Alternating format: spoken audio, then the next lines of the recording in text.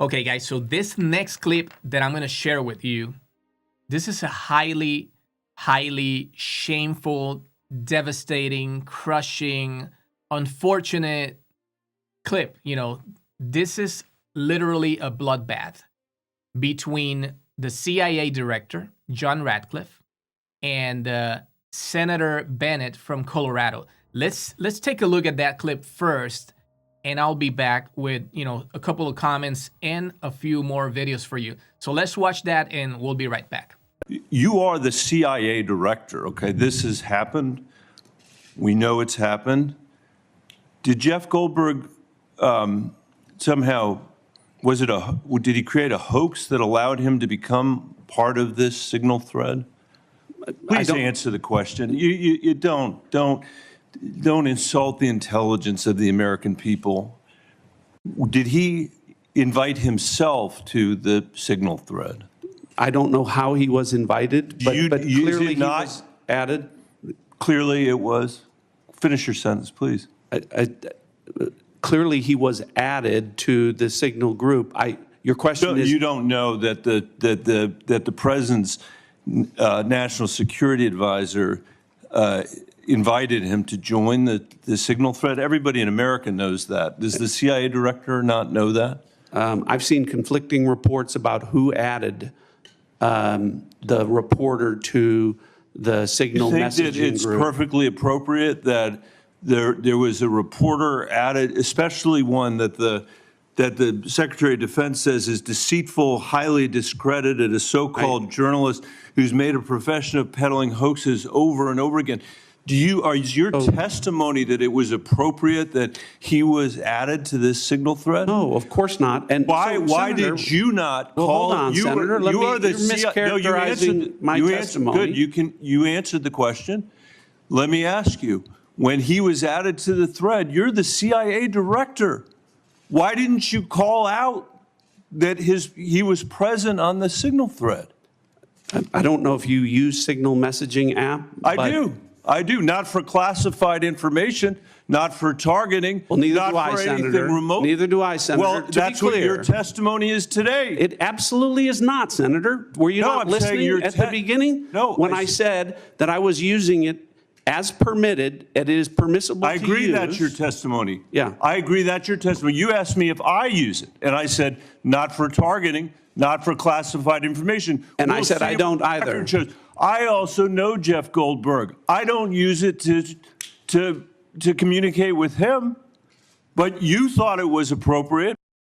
Well, are you going to give me a chance? Is it appropriate? Did you know that the president's Middle East advisor was in Moscow on this thread while you were, as director of the CIA, participating in this thread? Were you aware of that? Are you aware of that today? I'm not aware of that today. This sloppiness, this incompetence, this disrespect for our intelligence agencies and the personnel who work for them is entirely unacceptable. It's an embarrassment.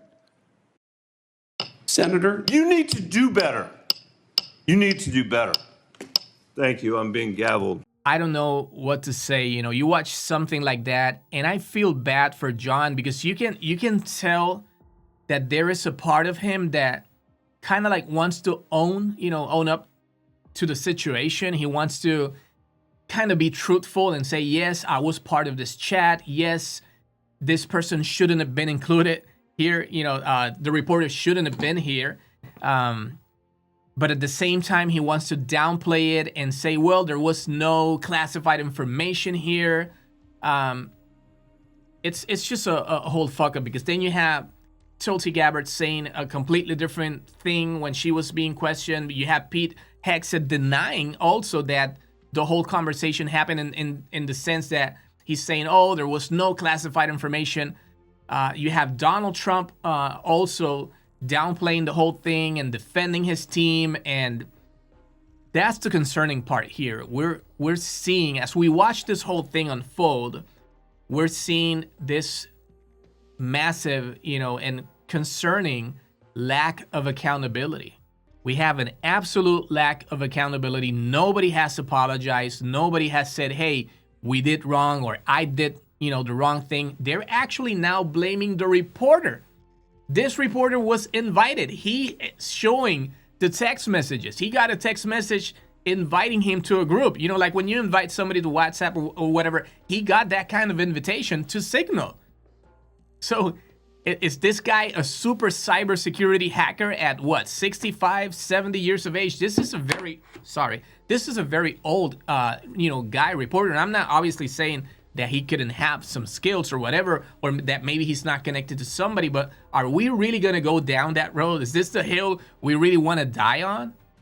Do you want to start claiming that this guy's a major hacker connected to Anonymous maybe, and somehow he was able to get the phone number of the creator, this Mike Waltz, guy, and he knew there was going to be a specific group. Do you know, even as much as you can be connected to everybody on WhatsApp, do you know what kind of groups they have on WhatsApp? Can you see the groups unless you are part of the group, unless you have been added to the group, or unless you invited them to a group? Then you can see the content of that group. But you can't know. You can't know what kind of groups they have, what kind of apps they're using, unless there is a hack. So if you're going to claim, and this is what they are doing, this is all over the media right now. Go and check the interviews that they are doing, especially this guy, the Mike Waltz guy, saying like, oh, I don't know how he got in there. He doesn't want to say, hey, I invited him. This was my mistake. Then he said, well, I thought he was another person. I thought I was adding one person, but then I realized now, obviously, that the whole fuck up, has gone public and it's spreading all over the world like wildfire. Now he's saying this is what he's claiming. He's claiming that, well, I had a contact with a different name. Go and check the interview with Laura Ingraham. Laura Ingraham interviewed this guy, Mike Waltz. And he claimed that he added a different person with a different name, and magically, mysteriously, he doesn't know how that person that he added ended up having the reporter's number. So he had a contact on his phone by a different name that supposedly was added with the number of the reporter. And even Laura Ingraham is like, bro, so why was that number on your phone in the first place? How did it get there? Because you still had to create the contact for that number to be there. And he's like, well, I'm not sure. Maybe somebody shared it with me. Go and check. That interview is another fuck up. And it was bad. And it was shameful. It was devastating. It was humiliating. You see what I'm saying? It's like, it's kind of like a little avalanche that starts, at the top of the mountain. And all of a sudden it grows into this major avalanche. And this is what's happening. Instead of owning up to the situation and saying, hey guys, I don't want my mistake. It was me. I created a group. I added the guy. Let me just take the heat. I'll say it was my mistake. I'm going to say that I'm going to not participate in these conversations and I'm going to limit myself to manage some other stuff. Whatever.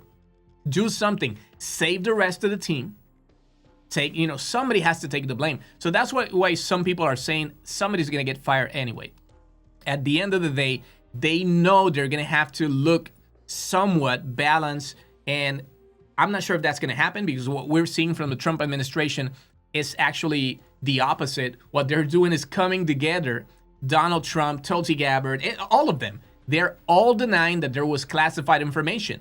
I'm pretty sure they're going to be like, let's just fucking deny it. Who's going to have the power to investigate and to subpoena the records? And this guy's not going to share the contents because he knows it's not good for him to share the contents of the military stuff, the actual plan. So let's just say it's not there. He didn't share it, so that means he's not going to share it, which, they may be wrong. I'm not sure if they're doing something behind the scenes that we don't know about to now force this guy to not share anything else. And all of a sudden say, hey, what we were discussing here was not classified, but all of a sudden, since this has gotten way more attention than we thought, now we're going to elevate it to classified today. They could come up with some bullshit to all of a sudden force this guy to not share the additional contents that he had, or maybe even confiscate his phone. Who knows? Obviously, we don't know if he already made a copy if he made a backup, if he, probably, he's a reporter. Probably he has a copy of this thing. Who knows if he did that or not, or if he thought that there could be legal repercussions. But all I'm saying is, look how they are coming together, and they're trying to deny that there was classified information. This guy knew 2 hours in advance. He knew the whole schedule and the chronology and the details, the specific targets, the follow attacks that were going to happen. He called the White House. Bro, I thought this was a prank. I thought this was a mistake. I thought somebody was trying to, I don't know, just scam me, because I was added to this chat group and everything. And now I'm seeing real information. And then he's seen the news and the whole thing happened as it was on the chat. The actual attacks happened, validating that what he knew, what he got in advance, was the actual battle plans that were carried out. So there's no way to deny this, but Trump is denying it, saying like, oh, I don't know about Signal. I don't know much, but these are really good people. And I don't think they were sharing anything classified. So, this reporter, now he starts attacking The Atlantic. Oh, that's a failing magazine. This is a failing reporter. This guy, he's always with the hoaxes, the Russia, all these things. He's highly discredited. They're going nowhere fast, blah, blah, blah, yada, yada, yada. But that's why I'm saying I don't think they're really going to try to, show any accountability at all, or assume, any responsibility over this, because it's not happening. It's already been we're close to 48 hours and it's still not happening since this whole thing went viral. And I believe that this is really sad for the country. This is very dangerous. This is concerning, because right now, as you saw, these people are refusing to answer questions. They're downplaying the whole situation. And this is a pattern. The concerning thing is that this is a pattern. I was sharing on my Spanish podcast. I was sharing this news item and telling people, hey, do you guys remember? This is how this happened. This is how we know that this is not a one-time thing. This is not like a one-off. This is a pattern. Remember when they started? Look at this. This is when they were about to take power. Trump transition is happening over private emails. Federal officials are nervous. Agencies are weighing in person requirement for sensitive data. These people, the Trump appointed officials, at that point, at least the ones that he had suggested or nominated, these people were already requesting information. I believe Elon Musk was already requesting information. The people in the transition team, right? They were requesting information from agencies and classified stuff, and these people were sounding the current directors, the agency directors, and different leaders holding this information and the power at the time. They were saying this is not right. These people are using private servers. They're not following protocol, and obviously we need to raise a flag. So I remember that's how it started. Now we see almost 70 something days later that nothing has changed. And the way that they're addressing it, does it surprise you at all? It doesn't surprise me. We know that this is the party that defended and stood behind a guy that had thousands and thousands, hundreds of boxes and thousands of documents, classified documents, including battle plans that he was sharing with friends at the Bedminster, New Jersey golf property that he has, telling people, hey, you know what? Yeah, these are the battle plans. This is what General Milley gave me. And I could have declassified it when I was president, but I didn't. And now I can't. So this is still a secret. That's verbatim.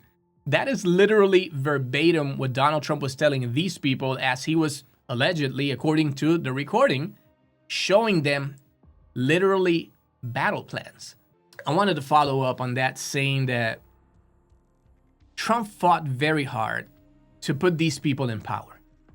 That he had a struggle to get Kash Patel confirmed, to get Tulsi Gabbard confirmed, because obviously these people, as much as they like to talk about meritocracy, these people didn't have the merits. They didn't have the experience. They didn't have the knowledge. These people were not prepared. We saw how Tammy Duckworth absolutely destroyed Pete Hegseth during the confirmation hearings or whatever, the previous hearing that they did before confirming him or something. She asked him so many questions that he couldn't answer. He was so freaking lost.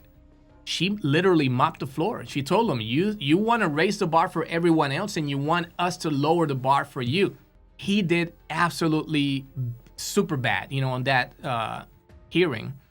And we saw that. So this guy obviously is not prepared. They are not prepared. But Trump fought really hard to get all of them confirmed. Pete Hegseth, Tulsi Gabbard, Kash Patel, John Ratcliffe. Look at how Kash Patel reacted. Kash Patel was questioned, hey, what is the FBI doing? Are you announcing an investigation? Have you opened an investigation into this whole, scandal? Kash Patel said, well, that was today, Tuesday. It's already late at night at the time I'm recording this. So anyway, he said pretty much like more than 24 hours after the whole thing went public, he said, oh, I was just briefed last night. He told a congressperson, have you opened an investigation? No, I was just briefed last night. So at this point, I don't have an update. So 24 hours, 30 hours later after the story broke, the FBI director, Kash Patel, still doesn't have a reaction. He doesn't have an update. He just was briefed. And I guess there's no rush. No need to rush, right? So that's the thing. I don't see Donald Trump trying to do anything differently here, changing the rules, holding people accountable. Why? Because this is what he wanted. Instead of draining the swamp, he wanted to bring people that could, actually increase, make the swamp. Let's make swamp better again. Make the swamp better again, right? That's what he wanted to do. There's no way that Trump is going to get rid of any of these people. If anything, he may get rid of the advisor. They may sacrifice just one person. In all reality, all of them should resign because they really fucked up. They fucked up badly. So that's one thing that I wanted to say. And then the other thing is that Donald Trump, he is doing the same thing that he did with Vladimir Putin. Putin, that there was the intelligence report that Putin had put out a bounty for U.S. soldiers in Afghanistan. What did Trump do? He questioned the intelligence. He questioned the American agencies, saying like, oh, our agencies, they're mediocre. They fail all the time. They do a really bad job. I don't think Putin did that. He didn't even confront Putin when he had the opportunity to meet with Putin. He said, oh, I didn't bring it up. I just didn't think it was necessary. I don't think they would do that. He did the same thing when he sat down with Putin and asked him supposedly about the election interference. What happened? Putin said, oh, it wasn't us. And then he came out and told the press, with Putin right next to him, he told the press, oh, Putin told me it wasn't them. They have no reason to do such thing. And yeah, I believe him. I don't think our intelligence information is accurate. And he's going to do the same thing with these people. Oh, they're great people. They're doing a great job. And, we're making the world safer and we're making navigation safer. And that's why we attack these people that were, attacking boats and the ships and everything. And that's what people don't want you to know, that we're making the world safer and that's going to help with all the supply chains and so on. And we're very proud of our soldiers and the skill level, like Pete Hegseth is saying, oh, the skill level, I'm proud of our troops, the skill level. Yeah, that's what we want to celebrate and that's what we want to highlight. Of course, that's what you want to highlight. Of course, you want this to go away, but it's not going away. It's not going away. So can we trust the executive to do the right thing and investigate itself? Donald Trump's executive branch doing the right thing. This is the same branch that has like 50 court cases right now for doing everything wrong, for doing everything illegally, unconstitutionally. Oh yeah, but this time, of course, this time the executive is going to do the right thing and investigate and share the actual truth with the country and with the world. Of course, they will. Again, I'm not enjoying this. This is really sad. It's unfortunate. This is a shame. And it makes us look bad as a country. But most of all, above everything else, remember, it's putting lives at risk. I don't care if you want to support the Republican Party. This is not the kind of Republican people. This is not the kind of people that you want to have as the leaders of the country, managing the Department of Defense, managing the intelligence community, managing the CIA. Look at how he was questioned. Did you know that one of the president's advisors or whatever was at Moscow at the time you guys are, talking, developing, this whole thread is unfolding. You guys are talking, sharing all this stuff. You have one of these guys at Moscow. So that could have opened another can of worms had that information gone public around, somewhere around Moscow. So it's an absolute disaster. But as I said, the video, in and of itself was a bloodbath. It was bad. I saw it and I was like, oh man, what an absolute major fuck up. And I'm going to end the video saying the same thing that I said starting out. I'm not proud of this. I'm not happy. I'm not celebrating. I'm actually very disappointed because as much as I want the administration to change in 2026 and 2028, I'm not rooting for Trump to actually fail. I'm rooting for people to understand that we need a change, that we need values, that we need principles, that we need integrity, that we need discipline, that we need, truthfulness. But I don't want the country to, fuck up. I don't want the country to face a major crisis. I don't want troops to be put at risk for just because we have incompetent people leading. So that's why I'm not happy. And I don't think anyone should be happy about this. And we should keep pressuring the government and raising our voices and asking for accountability. Anyway, if you made it this far, please like and share. My name is Daniel Aranzamendi. This is the Aranzamendi podcast. If you speak Spanish, I do much better in Espanol. I enjoy doing this, so I'm going to be sharing information in English. But of course, I feel that I'm at 60-70% of what I am in terms of what I can offer you guys here in English. But if you speak Spanish or if you have Spanish-speaking friends or family, co-workers that, you talk politics with them, please share my Spanish channel. It's called Aranzamendi Podcast, just as this one, but it's Aranzamendi Podcast Español. This one is the Aranzamendi Podcast. So please go to Aranzamendi Podcast Español and subscribe there and leave your likes, comment, share the videos. And if you can share this video too, leave a comment, leave a like. That's going to help me a lot to keep growing the channel slowly so that more people can obviously come across this kind of information and videos. So thank you so much, and I'll see you guys. I'll catch you in the next video, okay? Take care.